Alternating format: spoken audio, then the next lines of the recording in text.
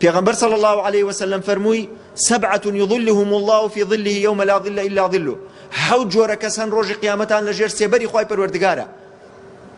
یەکێک لەوانە ورجل دعته امرأة ذات حسن وجمال فقال إني أخاف الله رب العالمين. یەکێک لەوانە ئافرەتێک کە داوای کردە لە گەنجێک کە زینای لێیا بکە، ئافرەتێکی جوان داوا لە گەنجێکەکە کە زینا بکە، بەڵام ئەم گەنجە ئەڵێکی إني أخاف الله رب العالمين، من لە خوای پەروەردگارە ترسم. بۆیە خوای پەروەردگار ئەو گەنجە ڕۆژی قیامەت مقابل ئەوەی کەوا ئەو شەهوەتە خۆی گرد و سەبری گرد لەبەر خوای پەروەردگاری کاتە ژێر سێبەری عەرشی خۆیەوە، ئاوها نزیکەوەکە لە خۆی. ئەم فەضلە گەورەیشی باس کردە بۆچی؟ بۆی کە مجتەمەعمان بارێزێ.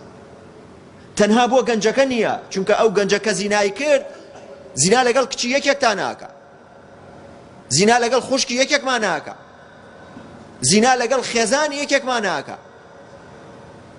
بۆیە خوای پەروەردگار ئاوها زینای بە شێوەیەکی زۆر مەترسیدار باس کردە بۆ مجتەمەع، بۆ فەرد. اینجا جەزاشی داناوە بۆ ئەو کەسەی کە نایکە، بۆ ئەوەی گەنجیش فکر بکاتەوە بۆەوەی کەوا 5 دقە لەگەڵ ئافرەتێکا زینا بکە، یان ئەوەتانێ لەژێر سێبەری خوای پەروەردگارە بمێنێتەوە تا ئەچێتە باشتەوە. بۆی عەقڵی بجوولێنێ. ئەی گەنج، عەقڵت بجوولێنە.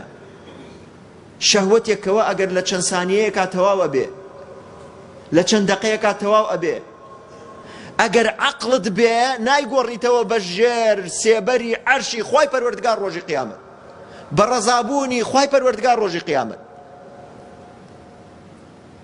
بۆیە بەڕاستی پێویستی بە فکرکردنەوەیە.